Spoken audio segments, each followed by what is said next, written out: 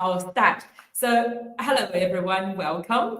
Thank you for tuning in. My name is Joyce, a financial advisor at Saturn Advice. Also with me today, I've got a special guest, and her name is Anna Blattler. Hello, Anna. Joyce. Hi, Happy everyone. to have you here. Happy to have you here. Yeah, thank you. Yeah, same. Yeah. So as a way of introduction, let me tell you a little bit about Anna. So Anna is a client of mine. She's also a former owner of a holiday park. She ran the holiday park for 30 years and sold it in 2020. Anna is now retired in style, and in her free time, Anna goes hiking, which is something that she thoroughly enjoys, passionate about. Collecting free-range egg from her chicken pen, does volunteer work, and also she enjoys traveling. So today we are here to talk about entrepreneurship, relationship with money, and planning for the last third of your life, the last 30, 40 years of your life.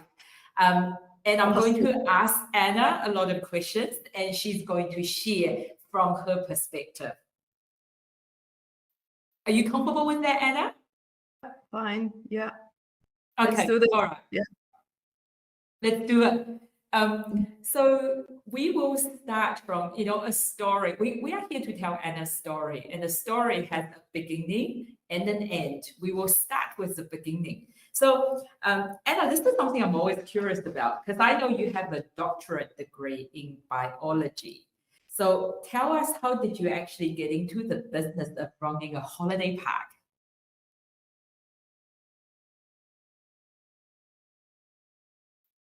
I grew up on a mountain farm in Switzerland and have always been interested in nature. When I left school and the farm, I went to the city of Basel to study science and finished my bachelor's degree. And then I had children very early. With the children, I did not continue to work in science. That's me, my two boys and my ex-husband, immigrated to New Zealand in 1985. I continued being a staying home mum with the two boys. And then pretty soon, when they were around 5 and 7, I started working in the lab again in the dairy company. After a few years, after we lived in New Zealand for 5 years, my then husband and me decided to buy a holiday park. So that was for him to retire from his work. He was also working in the lab. And for us both to start becoming business owners, because we thought that would be a more successful path to become rich. So he retired from the lab and I continued to work in the lab. After another 2 years, for personal reasons, we separated. My then ex-husband went back to Switzerland and he also took the 2 sons with him. So I was left with a holiday park and a job in the lab and carried on with everything, which then was a little bit of a disaster. Both of these areas suffered, so I eventually focused on the business and stopped working in the lab. So I was pretty sad to give up my science, my entertainment for my brain, but I felt that the holiday park has become my baby. So I looked after the holiday park, working in there and doing everything that's required when you own a business, learning a lot on the go. I had also, after another 6 years, another daughter. That's just about when I thought I should go back to work again. But with a daughter and with a holiday park, full-time work was not possible. So I saw an ad that a scholarship was on offer for a PhD that was funded by the government. So doctorate in engineering and technology. because I had previously done a master's as well in Hamilton. So then when that scholarship came up and I applied, and I got that, I went for it, and it fitted in with the holiday park and with my daughter. So I managed all that. Took about 5 years. So that's why I have a doctorate. It was some kind of balance for my head in my thoughts, together with cleaning toilets and managing people. That I had this going. When that was all done, I fully concentrated on the holiday park and restructured all the underground sewage system, which was part of what I learned to be a doctor in a reticulation wastewater treatment. That helped me to design a lot of this. I never worked in science anymore after that. I tried, but it just did not fit in time-wise. I found that I could only focus on one to get the satisfaction of achieving something. Wow. Yeah. Does that answer your question? Yes, absolutely. I just, listening to this, running a holiday park full-time, acquiring a doctorate degree in engineering, wastewater, and doing wastewater treatment, and also raising your daughter. You are like a woman with superpower.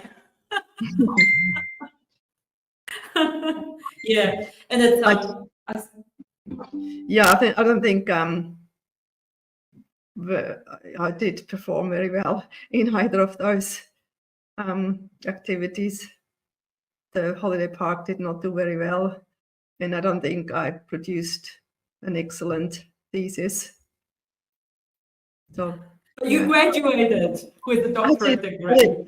I finished it. Yeah. Sometimes, I mean, that's the thing, right? In life, sometimes we don't need to be best. We just need to be good enough. Well, I'm a person that wants to finish things. When I start, I want to finish.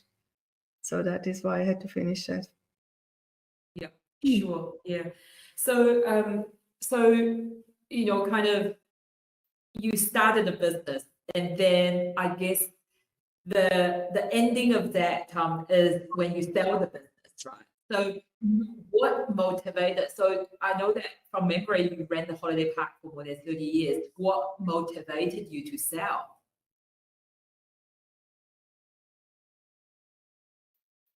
I wanted to go back to science. I also wanted to do something else with my time, not just chasing after my tail, which was pretty much a daily occurrence with troubles, maintenance troubles, troubles with customers, staff problems, and increasing stress with compliance on all levels. So when during my yearly meetings with my accountant, the accountant said to me, you actually do have enough savings. Together with the sale of the holiday park, you can retire. I was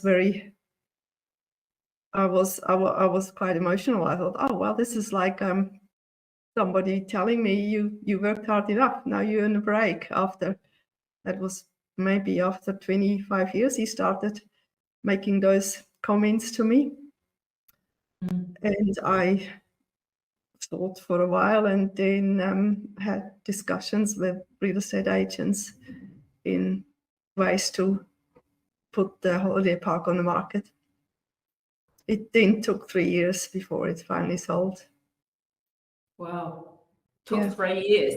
Yeah, so it sold in 2020. Yeah, and that's after COVID lockdown as well. So I became part owner in 1990, and in 1992 I was the only owner because I bought out my ex-husband. I paid him out. Yeah. Yeah. Wow. Yeah.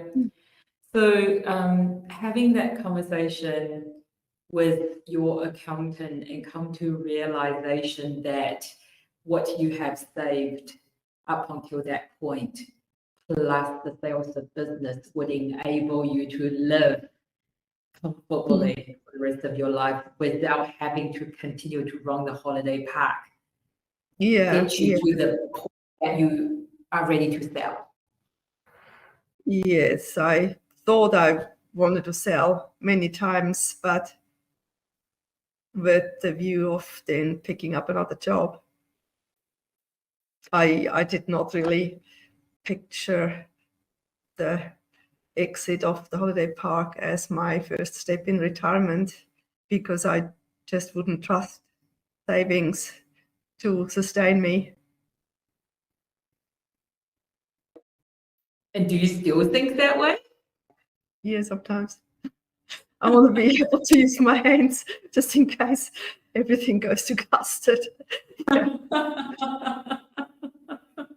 Yeah. Okay, all right. And talking about and everything goes in custard, I think it's sensible to bringing the conversation of diversification and not putting all your eggs in one basket. So I know from my experience of working as a financial advisor, I know some business owners put everything they have into the business, and you haven't. I know that you've got rental properties and you've got term deposit and you've got a portfolio with that, right? So can you talk to that, your diversification approach a little bit? And also, this is a two-part question. The second part is, have you always saved, and can you tell us more about it?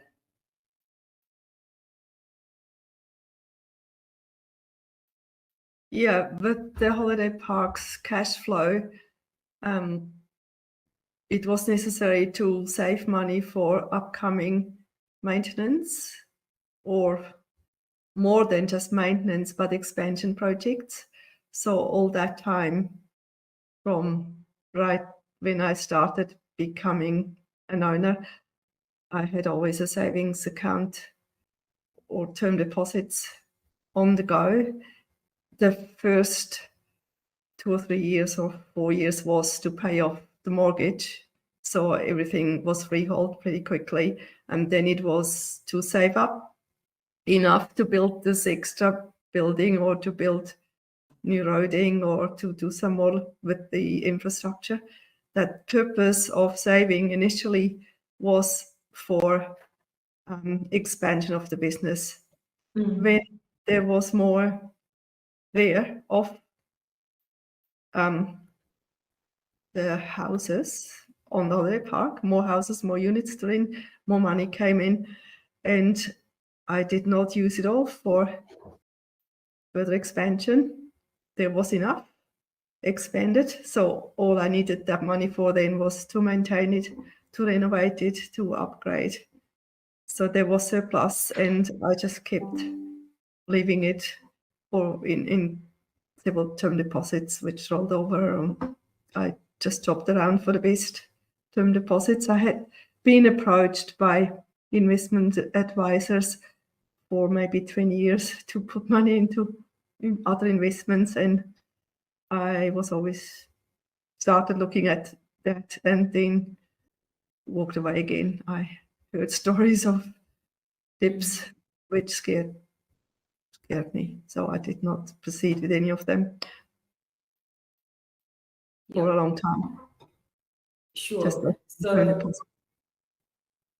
Sure. So initially you had you focused on business expansion, then you had surplus cash flow, you're just accumulating them in term deposit. But you have explored investment option outside of term deposit as well, but you were scared, which is quite natural and normal for people who have not invested before. So what changed you? What changed me It's a was tipping point, I guess. only recently, only about 4 years ago, I felt I had 200,000 or 300,000 that I really did not worry about. So, and I got to meet a group of people through the Swiss consulate that then somehow brought me in touch with, I think it was a lecturer of the Auckland University who then also referred people that were following her to some investment advisor who then also published in the Herald and had been talking on national radio about investments. All these connections that person had created confidence in me. So I approached him. He sent me information about what he would do to invest my 300,000 or 200,000. And I was sitting on that for maybe 10 months. Finally, I just let him see me. And he said, we have to look at it that way. If you have a plumbing problem, you get a plumber. You're not doing it yourself. So we're here to help you with investments. Yeah. And I thought, yeah, that's fine, but I'm not really worried. I'm not that worried. It's only 300. Yeah. So I let him do it and never looked at the performing or at the status of the funds.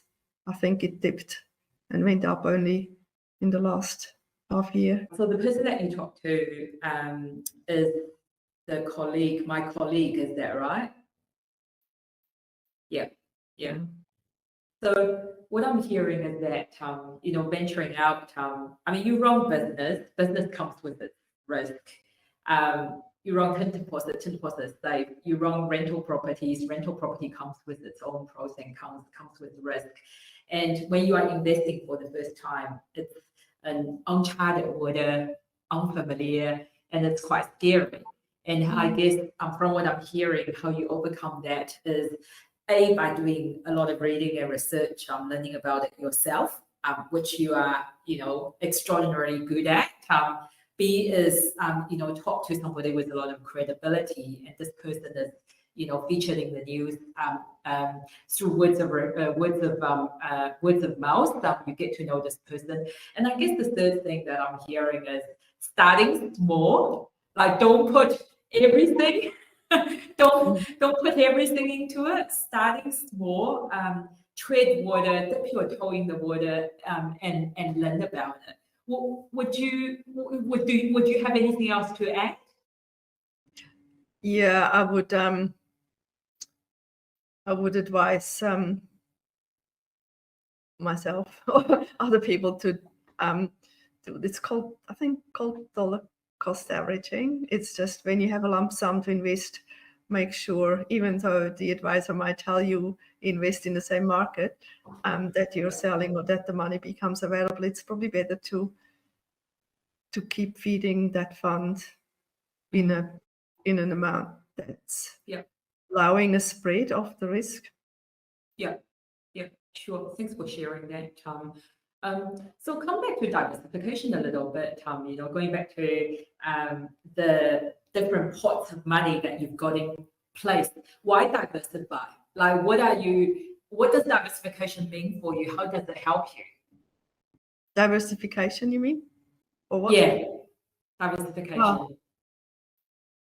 Also, at the moment, I have term deposits, I have rental properties, and I have a little bit of part-time work still providing me wages.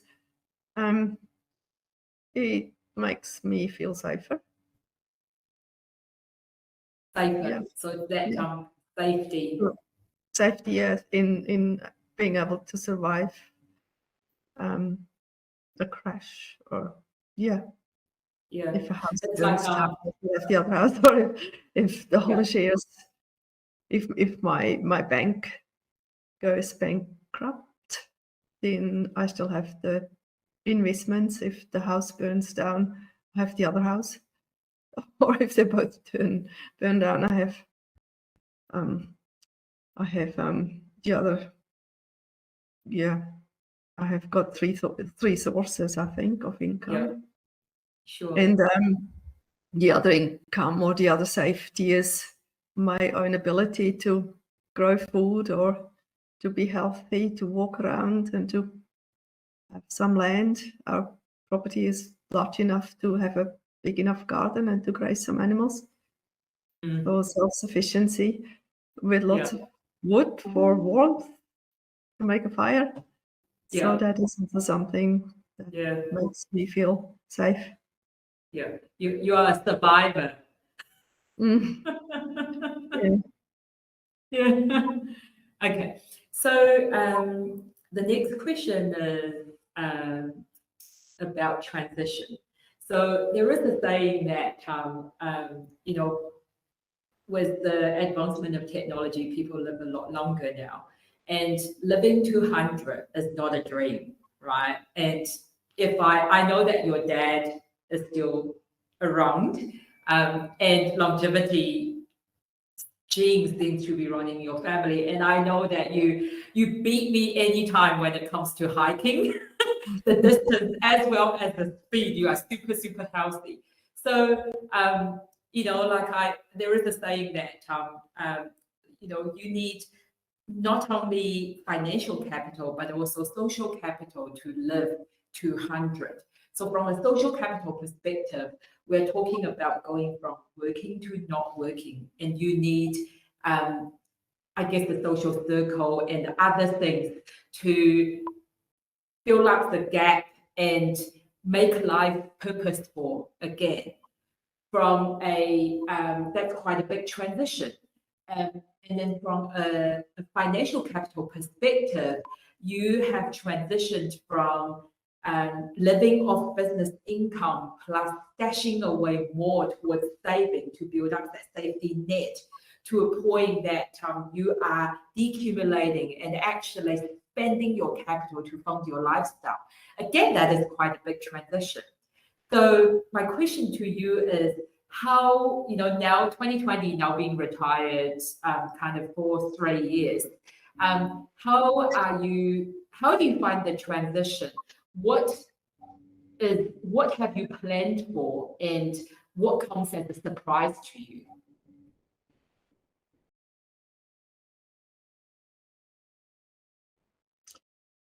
Yeah, so I'm in my third year.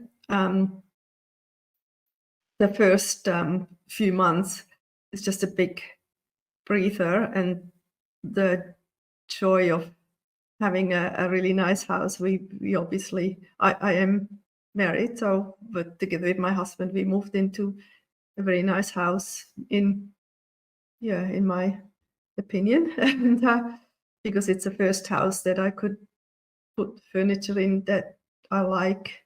I could afford to buy furniture that I like and curtains that I like, and everything is decorated the way that I think is really nice. And I'm really happy to look after a house and keep it tidy and not just throwing things into corners because I'm in a rush, totally stressed the whole time. So now I have time and everything looks orderly. I'm happy about that. And I love gardening, so it has a big garden. So I am satisfied to have that house, and it was my dream to live like that. I'm not sad that I don't have colleagues around me that work with me. I have always been working alone, even at the holiday park. We basically do work alone. We just respond to customers that are pretty much similar in their requirements for staff. So I don't have that. But from time to time, I pick up part-time jobs. So I've been working as a cleaner, and also other jobs I have been doing is with Leon, my husband. He is an artificial inseminator of cows. He travels around New Zealand, and I go and assist him with that job, and I'm getting paid by him. And the third activity has been volunteer worker Yeah. for DOC. I've been a camp host in the Marlborough Sounds twice now. I'm looking at doing other volunteer jobs. I'm volunteering for the Tiroha Community Gardens as well. And I'm playing bridge, not losing all the time anymore. So bridge can become very addicted, but I'm not addicted. I play twice a week, so that's not a lot, I think. And I'm doing a lot of hiking. I'm a member of, but I joined the hiking group in Tiroha. I hike every day. That's just to keep myself fit. Yeah. So the days are filled without a lot of pressure. There is no big pressure. I do have family in Switzerland still, so I do need to fit in an extended trip every year to see them. Yeah. That is how I keep my days occupied. Yeah. Did you plan this, or do they just kind of, as you stop working, sold the holiday park and these activities just kind of falling into places? No, that it was not planned. No. I think from being like the holiday park was also a housewife's job, just in big scale, and now I'm a housewife again in a smaller scale. Similar. And I can take more care. It's only for me. Yeah. Do it for yourself, and you've got the time and freedom to do it. You no longer need to rush, and you can do it exactly the way you like it. Yeah. You happy? Yeah. Yeah, I just look at this and I look at the flowers and I look at the trees and they just make me happy. Yeah. Don't need to think what's the purpose. Yeah. That sounds brilliant. Just living in the moment, eh? Yeah. Yeah. Was there any I'm living off the adventures I have as well. Like if I have a really good hike or mountain biking experience, it would be memory that keeps me also happy for a while. So my aim is to pile up more memories like that for the remaining few years left, so as exciting as possible. Yeah. I always remember December last year, you told me that I need to be a bit more impromptu and more adventurous. And you say to me, you made a comment that you walk through every open door. Like, there are open doors and you just walk into it. And I'm trying to, that inspire me to take a similar approach to my life. Okay, good. Yeah, good luck. Yeah. Yeah. But you also have to keep your eyes open when you walk through. Yeah, 100%. Okay, all right. So my last question for you is that holiday park, you run it yourself. Rental property, you do get a plumber to do the work, but you manage rental property yourself mostly. But you use us to look after your investment portfolio, right? So where do you see the role of Saturn Advice and a financial advisor like myself in that?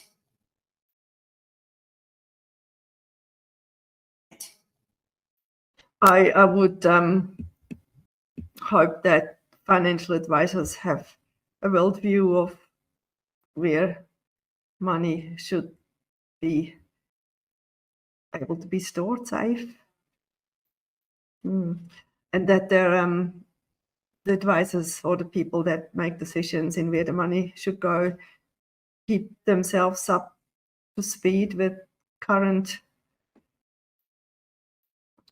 changes in the financial world, which at the moment I can imagine it's very hard. But then with the training those people have, I would hope that there are formulas that advisors use to safeguard decisions they make, checks that I'm not trained in making before any investments are made. So I would trust an advisor to go through those checks and then have an understanding in how, when it's time to take money out, if there is profit to be made, and also be there for their clients to ask questions if that client wants to invest outside the portfolios that the investment advisor has for them. In my case, I did get advice before I did buy rental properties. So that all fits in to the big picture. Okay. Yeah. I guess it's like would you do this yourself? Would you try to set up an investment portfolio yourself? No, I'm not interested in that. Yeah. Let somebody else to do the job so that you can carry on living your life. Yeah. Yeah. Okay. All right. Before we wrap up, any other words of wisdom for business owners out there or people who kind of considering selling or exiting the business? I hope that most business owners do have a bit of time for hobbies, but if that could be a hobby that they can grow as soon as they sell, then they're not totally falling into a hole when the business is sold. In my case, that was gardening and hiking, so I had always done that. Yeah. And I just carried on. Fantastic. Yeah. Thank you, Anna. Thank you very much. And I always enjoy the conversation with you because you are just real. Your authenticity blows me away. And I really appreciate that you coming forward, accepting this request from me to come on and talk about your story, share your experience and lessons with other business owners. So yeah, on behalf of the audience, I want to send you lots of love and gratitude. Thank you very much. Thanks, Anna. And thanks everybody for tuning in. We will talk to you next time. Hey, if you're listening to this and wondering if you have enough to retire, or maybe you've sold a business recently and unsure what to do with the proceeds, please reach out. Helping clients navigating these type of situation is our expertise and our mission. So let us help. Just get in touch.